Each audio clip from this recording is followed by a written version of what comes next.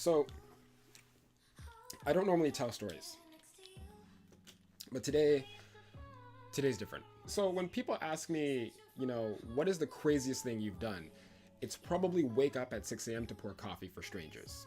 But working as a barista, I never thought a story of a hero who emerged from the mist of a steam wand would ever come from it. So I got a job. I got a job as a Starbucks barista. And I was the new kid on the block. I pretty much sat at the miscellaneous lunch table. I wasn't a part of the recess gang. I was pretty much Harrison Hood in the Diary of the Wimpy Kid movie. Cheese touch and all.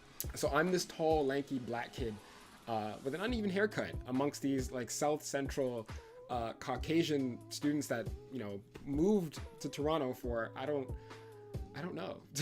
And I was the only black kid that worked there.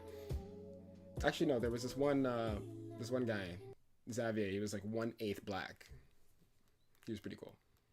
So throughout my training, I had to learn how to aerate milk to the right consistency. Like this milk had to be perfect. Perfect. See, my boss at Starbucks, he was very adamant about the consistency of his milk. It had to be the perfect consistency.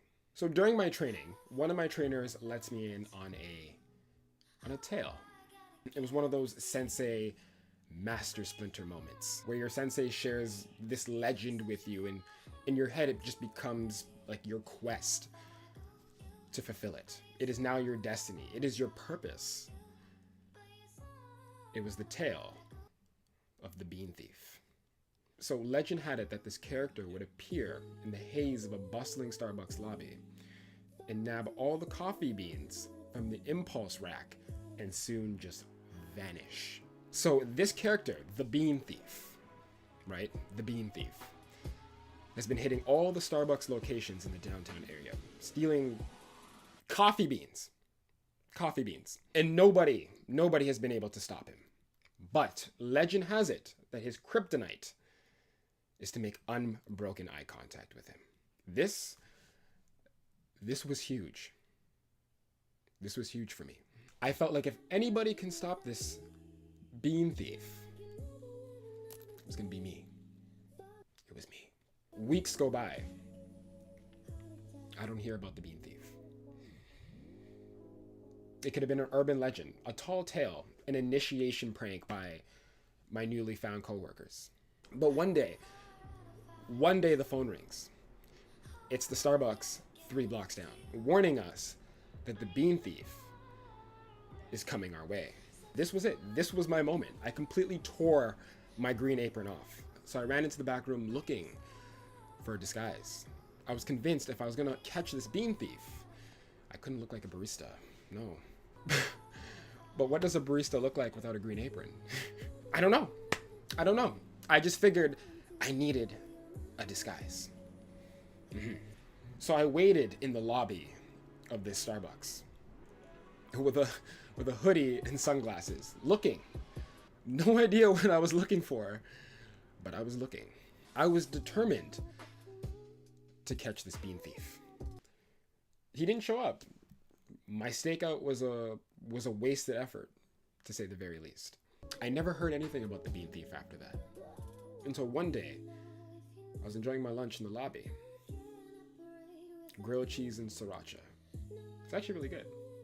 It was quiet. I was completely zoned out. I was in a gaze, in a moment with my melted cheese.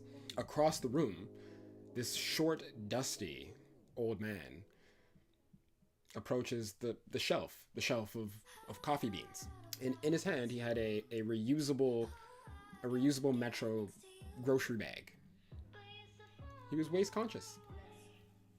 And he just brazenly starts putting coffee beans into his bag.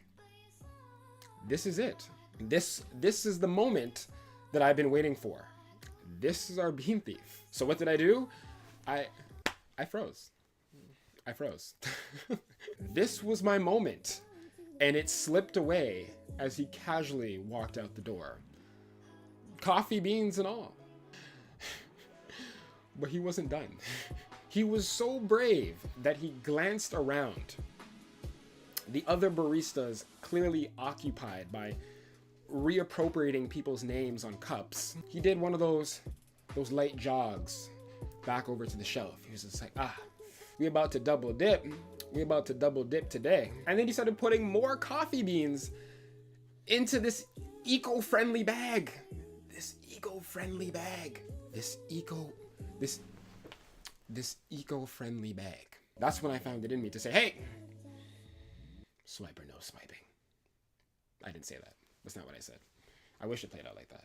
So as I called out across the room, he turns and he makes dead eye contact with me. And that's when it dawns on me. This is the moment that Xavier told me about. The unbroken eye contact. But as I stared into his dusty soul, he didn't make eye contact with me long enough for that shit to work. He took off running. So I chased him, wiping sriracha off my face. He didn't make it very far before he turned around and completely collapsed to his knees, offering me this eco-friendly bag full of coffee beans, begging for forgiveness. He was at my mercy. After that, my fellow baristas accepted me as their own. I was the hero that emerged from the mist of a steam wand. I single-handedly stopped the plague that haunted these Starbucks locations for months. I never did hear of the Bean Thief after that.